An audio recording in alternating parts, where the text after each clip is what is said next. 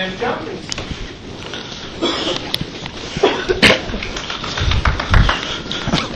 Thanks, Mike.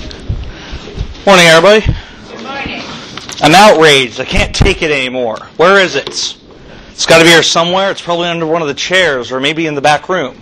It is 2011 and I want my jetpack.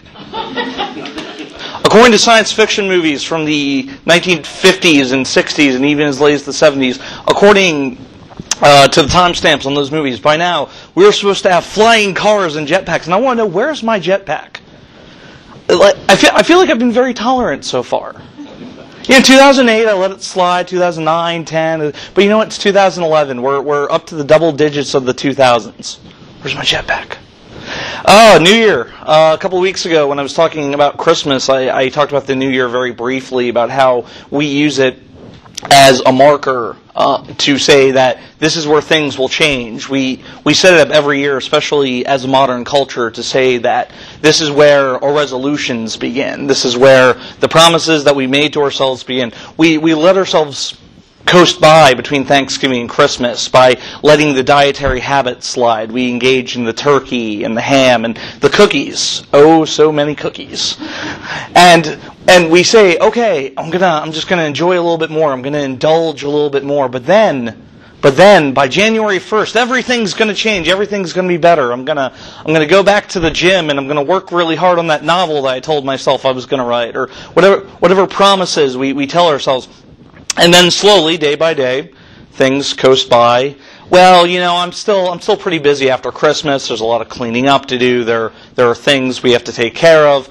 And soon that rolls into February, and you've got other things to worry about. You've got family events. You've got gatherings. You've got kids to worry about being in school. You've got to get through work. You're busy at work, so you work a little late. You eat a little less healthy. You maybe don't go to the gym as much.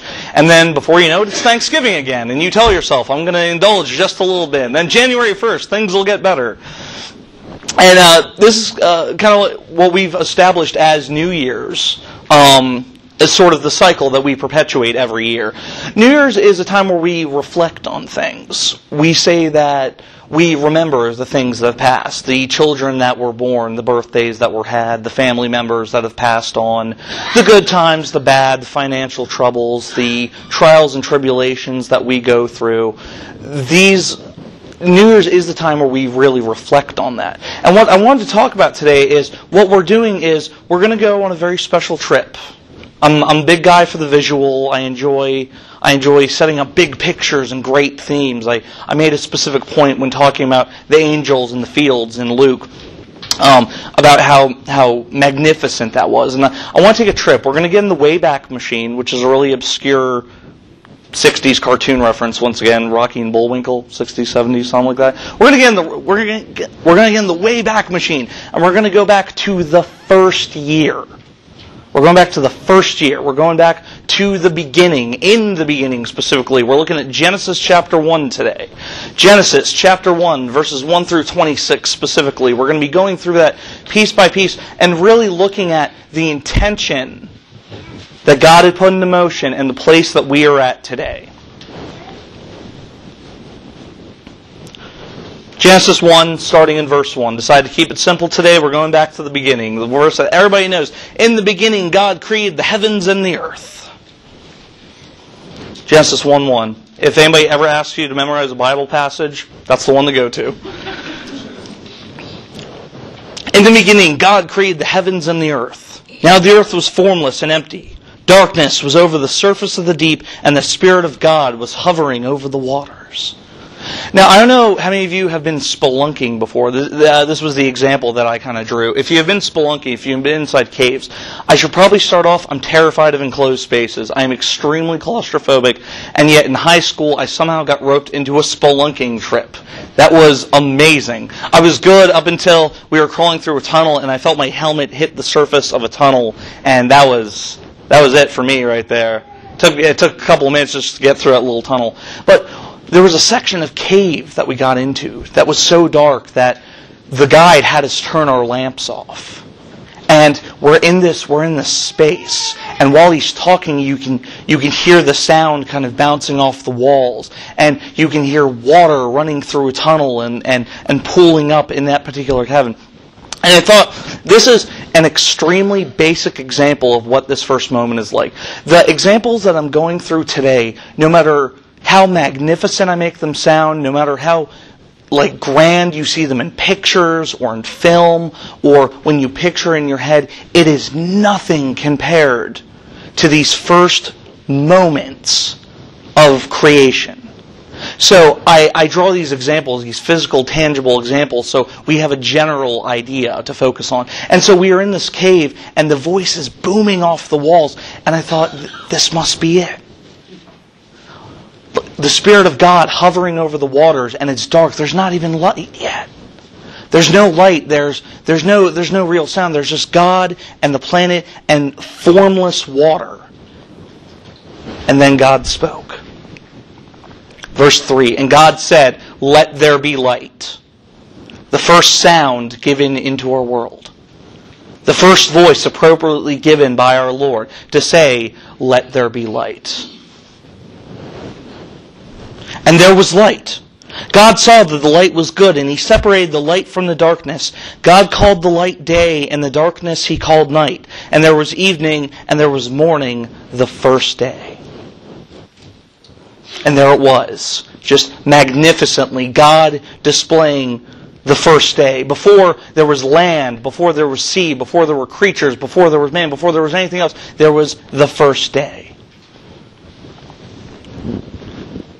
And God said, "Let there be a vault between the waters to separate water from water." So God made the vault and separated the water under the vault from the water above it. And it was so. God called the vault sky. And there was evening and there was morning the second day. And so God makes land and He makes sky. And slowly the world takes shape to what we perceive it to be. The world is such a busy, loud place that we rarely ever find ourselves in a moment where we stop and we look at the sky and go, wow, that used to not be there at one point. And we never find these moments to just reflect and say that all of this right here started in these first few moments. And God said, "Let the water under the sky be gathered to one place, and let dry ground appear." And it was so. God called the dry ground land, and gathered the waters He called seas, and God saw that was good. Then God said, "Let the land produce vegetation, seed-bearing plants, and trees on the land that bear fruit with seed in it, according to their various kinds." And it was so. The land produced vegetation, plants bearing seed according to the kinds, and trees bearing fruit with seed in it according to their kinds. And God saw that it was good. And there was evening, and there was morning, the third day. Now, the interpretation, the spacing between days has been debated for centuries. Whether or not it is the way we perceive a day. We use January 1st as the marker on our calendar to say that this is the beginning of the new year. This ties in to the way we perceive our clocks. We cannot get to a new year without the clock. The clock says that there are 60 seconds in a minute, and there are 60 minutes in an hour, and there are 24 hours in one day. And that is the cycle that we have established. And so when people read this passage, they talk about the idea of, was it 7 days as we perceive them? The answer, probably not. But it's a debatable question. It's something you can go over for, just forever. You can debate this point forever. There's no real answer to this question. But when it was recorded, it was put into perspective so that we can understand it. God's vision, God's canvas, the world that He created, is so far beyond our understanding that when He explains it to us, He has to explain it to us in a way we read this and go, okay, this is the order in which things were created. This is the way in which the world was set up. And those are the important details. To know the whole, this is where land came from, this is where sky came from, this is vegetation, these we're going to get to animals here in a minute. But it's just important to know that the sequence of events that occur. And those of you who, one thing that parents do with their kids sometimes is in the yard, or they'll get engaged in some kind of service project, they'll plant a tree. And they'll say, all right, we're going to plant this tree, and when you little child who helped plant this tree, when you're older, this tree will grow big and strong. That's the span in which vegetation grows. That's just how things work. We plant a tiny tree, we water it, we nurture it, we watch it grow over a lifetime, and then when we're old, the tree is large. But in this moment of creation, that's not how it played out. God said, "Let there be plants. Let there be seed-bearing plants. Let them grow. Let them let them prosper."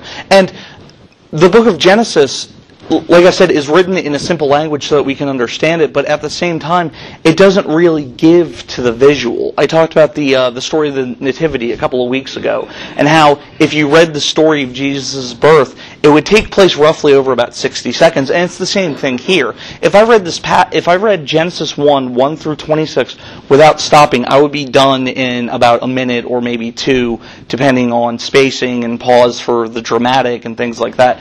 But I really want to emphasize just the notion of this vegetation growing, the whole planet springing to life, this orb that we live on, this thing that we haven't even until recently been able to go up and photograph, to look at from above. We look at pictures from space and we say, wow, that must be something. And yes, it is something. The handful of people who have gone up into space, the people who have looked down upon the earth and have seen the majesty, have slightly more perspective than we do. We can look at it in photos, but unless you're really up there, you don't really understand how big and how small we are at the same time. The closest thing I've got is I've got Google Earth on my computer. I use Google Earth, big fan.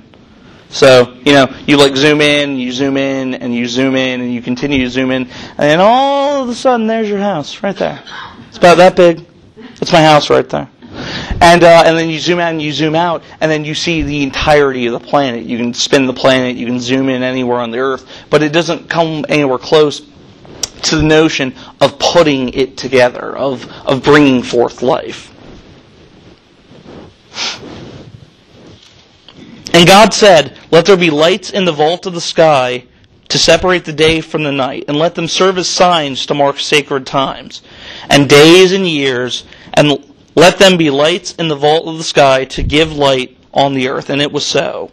God made two great lights, the greater light to govern the day, and the lesser light to govern the night. He also made the stars. God set them in the vault of the sky to give light on the earth, to govern the day and the night, and to separate light from darkness. And God saw that was good.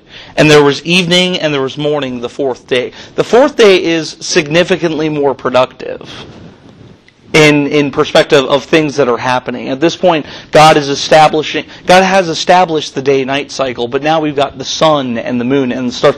And more importantly, when Genesis talks about the stars, it talks about the idea that stars will mark sacred times and it will help guide people.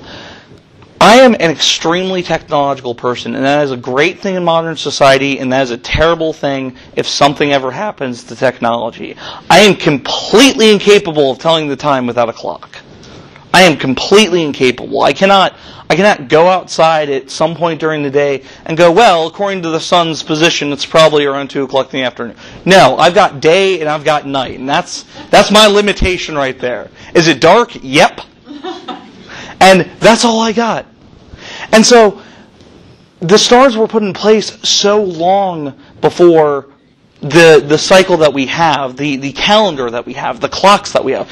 They were placed so far ahead of that people could tell what time of day it was. They probably didn't call it 2 o'clock, but they were still able to tell, based on, they could tell where they were going. We travel with GPS units nowadays. A very specific device that says, "Hey, stupid, turn left here." And, "Hey, you went past that exit. You should probably turn around." But before that, there were stars. There were, you could look at the stars and you could learn where you were going, and you could have a direction, and you could figure out north and south and east and west. And God's specific design for the planet is so that our world is built in order, not in chaos. I want to talk about just really quick before we get back to the passage, I want to talk about the notion of creationism. Creationism, not limited to Christianity, is the theology or the belief that something created the planet. And in terms of Christianity, we believe in the story of Genesis. We believe that God created the planet. We believe, like I said, we believe that the world was not created out of chaos, but out of order. We believe that out of the planets in our solar system, ours is the only one that sustains life. We believe that the world was created specifically so that we could survive. God mapped it out so there was food to eat. God mapped it out so we could figure out directions to go. We eventually mastered technology. We are able to travel at incredible speeds and incredible distances. People who work in the field of business travel frequently. There are people who fly to other countries on a whim. It's Tuesday. I need you to go to Tokyo. Okay. He gets his ready-to-go bag, he jumps on a 5 o'clock flight, and he's off to Tokyo, Japan. Just like that. And the world was built so that the resources that we have, the things that God provides, have ramped up to this point. The technology that we've created all looped back to this point. We haven't invented anything that God hasn't provided for us, whether it be for good purpose or nefarious purpose. I'm sure whatever made the atomic bomb probably wasn't meant to make the atomic bomb. That's probably a safe bet. We said, hey, we can turn this into some kind of explosive. It probably had a better use, but who knows? The creationists are people who believe that the world was created out of order. We as Christians, we are creationists. We believe in a creator. We believe that he created the planet. Creationist. It's your word for the day, kids. And God, we're picking up in verse 20 here. And God said, "Let the water teem with living creatures, and let birds fly above the earth, across the vault of the sky."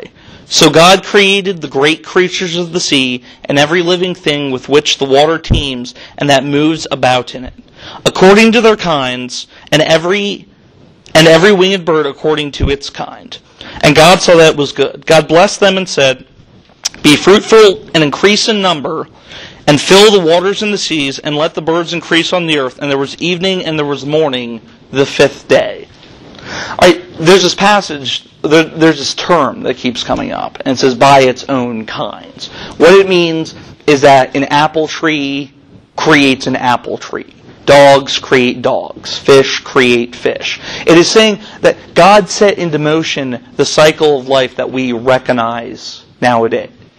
The animals that exist because God set things into motion. God said that we are going to... this is the starting point. This is where everything begins. This is where animals show up. This is where the fish swim and the birds fly and the beasts of the field run, and they will go out and they will procreate and they will be in the world for us. The ecosystem that we have nowadays. The idea that the idea that this animal hunts this animal or this animal eats this plant keeps everything in check, keeps everything moving. And when an animal is removed from that equation, it affects the ecosystem. Species of animals that existed back then don't necessarily exist now. But at the whole of it, the world that God created was created with a very specific engine, with a very specific design. And God said, "Let the land produce living creatures according to their kinds, the livestock and the creatures that move along the ground, and the wild animals each according to its kind." So at this point, God is setting mammals into motion. God is setting the beasts of the field into motion. God made the wild animals according to their kinds, the livestock according to their kinds, and all the creatures that move along the ground according to their kinds. And God saw that was good. So before I get to this last passage here, the story of Genesis is a very early teaching in Christianity. It is very important to establish the way that God set things into motion. There's a theory of creationism called the watchmaker design, which is not what we as Christians practice. The watchmaker design is the belief that God is a watchmaker. God built the watch, God set the watch into motion, God winded the watch, and then God sold the watch, pretty much. When a watchmaker sells you a watch, and this concept is kind of going out of time with Walmart and things like that, where you can walk into a store and buy a digital watch. But when a watchmaker sells you a watch, the watchmaker is taken completely out of the equation. That person, you can take the watch back to them, they can maintain it, but for the initial run of that watch's life, the watchmaker is completely out of the equation. And you take the watch and you take it home, and the person who created the watch is no longer responsible for it. You as the owner of the watch are. This is not a philosophy that Christianity practices. We do not believe that God set the world into motion and then gave us the world and said, good luck. Boy, would we be in trouble? You guys ever read the Old Testament? There's a lot of stuff in there that we would be in trouble over if that were the case. But no, we don't practice the watchmaker theory. We don't believe that God, we believe that God created the world. We believe that God set the world into motion. We believe that God built everything to a specific design. A watch runs on a specific design. But we do not believe that it ended there. We do not believe that that was it, that was the end of the design. No, we believe that God continuously intervenes, in our world. We believe that God is an ever-present force, even to this day. We believe in the concept of prayer. We believe that if our heart is set in the right place, that we can go to God and we can ask of Him, and He will give. It's not always what we want, but God will always give. God will always provide. Final bit here, verse 26. Then God said, let us make mankind in our image, in our likeness, so that they may rule over the fish in the sea and the birds of the sky, over the livestock and all the wild animals, and over all the creatures that move along the ground. In this, the sixth day, God created mankind. God set us into motion. And I didn't want to get into that so much, because for the most part we know the story. I can go into it. You can talk about Adam and Eve. You can talk about the snake. You can talk about how we were kicked out of the Garden of Eden. You can talk about how mankind set into motions the free will that we have today. The free will that we have to follow God or to not follow God. The knowledge that there's good and evil in the world. But what I wanted to talk about today was the idea of the first year, the idea that God had things set into motion. I talked about the atomic bomb a few minutes ago, about how the resources that are in the world are placed there for specific purposes. The things that we have cars so that we can go out into the world and we can travel more. We have airplanes. We have such amazing technology that we've built, and it all started here in this really simple place, and we have only just begun to master that. We didn't go into space until the 20th century. It took that long. It took the entirety of the Old Testament and the entirety of the New Testament, leading up through modern church history, all the way up to this point, for us to master this technology. And it all started here with the intention. And I ask of you that if you're going to make one resolution this year, if you're going to make one promise to yourself, and one's a good place to start. I'm a big fan of baby steps when it comes to this sort of thing, but it is important that you recognize the fact that this started somewhere and explore it, study it, be part of it, engage in it. Let it be known that God's booming voice and His unlimited power created the world. Be impressed by it. We're not impressed very often as people. We're just not. And so I just ask of you that you reflect on this and understand that the plan set in motion from the beginning of the world to God's Son being born, to Him dying for our sins, and the church that we have established today. Just take that very basic concept with you. I just wanted to keep it simple today. I want you guys to understand, to just recognize that there's a plan set in motion. God is not an absent watchmaker. Our world was not created out of chaos. I wholeheartedly believe that God created the world and set things into motion for us so that a plan could be carried out. And that plan is for you, and that plan is for me, and that plan is for everybody else. And if you want to be part of that plan, if you want to engage in it, I ask you to come forward while we're singing. I asked you to talk to me later. What I talked about a couple of weeks ago was, if you wait 7 weeks, if you wait 10 weeks, if you wait 50 weeks, talk to me then. Talk to me when you're ready, but let it in. Don't let it wait that long. Don't let it wait that long. Just be engaged. Be engaged in it. Be impressed by it. Recognize God's plan for you, and know that every single one of us, and I literally mean all 6 billion of us, every single one of us has a plan put in place by God. And I ask you to ponder these thoughts as we stand and sing the song of invitation.